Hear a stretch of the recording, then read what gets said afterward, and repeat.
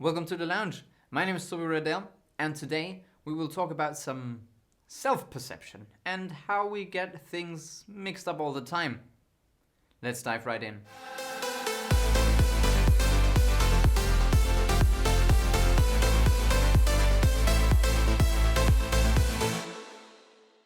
Today's video is inspired by a few people that already came up to me and said, Toby, couldn't you make a video about self-esteem or self-confidence? Wouldn't that be a fit for your topics? And yeah, it's a great topic. It's an amazing topic. So let's start right away. To begin with, ask yourself what you actually need your self-esteem for.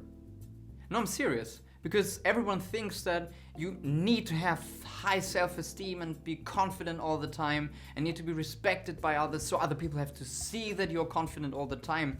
But is that really the case? It can be a goal, just not for everyone. And self-esteem is a goal. It is not a skill that you achieve and then you have it forever.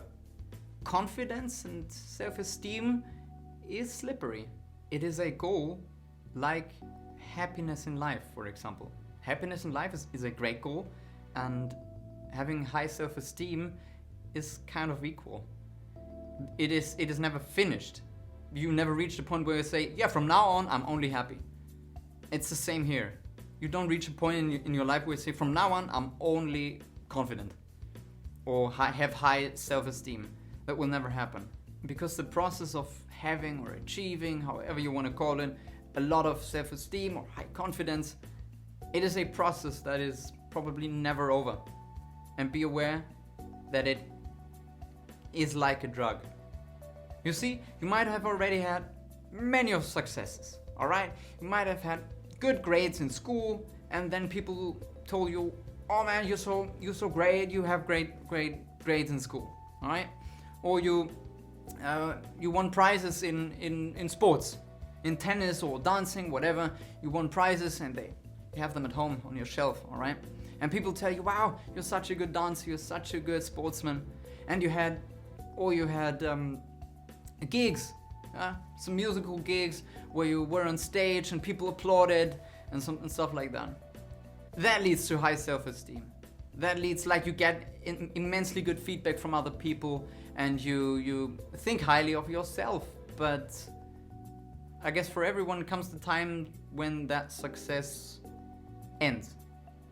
And even if it just be for a short amount of time, it ends eventually. Not forever. But then when it ends, because you have to dig into your stuff again, like work or uni and school, then you don't have these high amounts of positive feedback. And all of a sudden you have to deal with that. That it's not like there's no one who's permanently there patting you on your shoulder because you are so great. You have to deal with that just by yourself. So just be aware that self-esteem and maintaining this high level of positive feedback from yourself and from the outside is really, really hard to maintain. And I would say, like happiness, which I think is a good parallel, is really, really hard and almost impossible. Those three words down here in the title. Of course, if you ask a psychologist, he would say they're completely different. But for us today, for this video, and for me personally, they are not so different at all.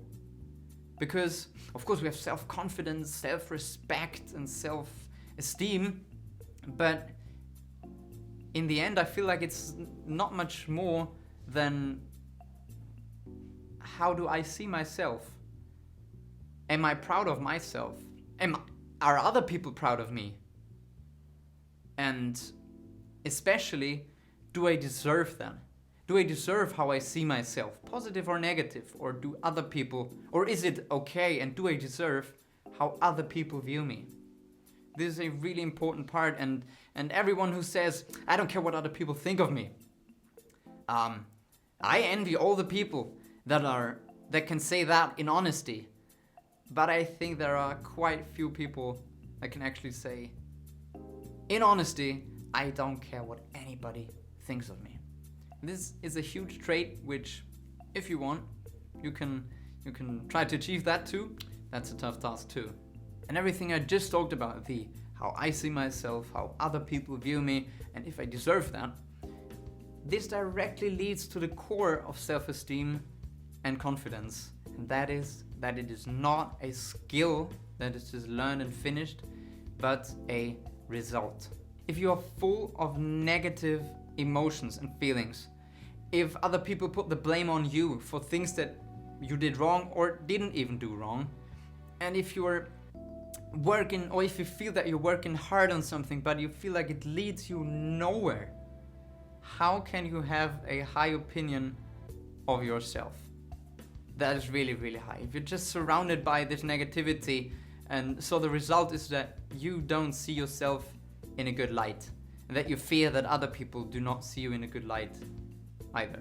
But when you put yourself in a positive environment, surround yourself with people, with your friends that support you, that help you, and you help each other. When you work on stuff because you chose to do it, and you love it because you chose to, and it wasn't chosen for you. When you surround yourself with a positive attitude, when you learn to trust life just a little bit and believe in yourself that you will eventually always land on your feet again.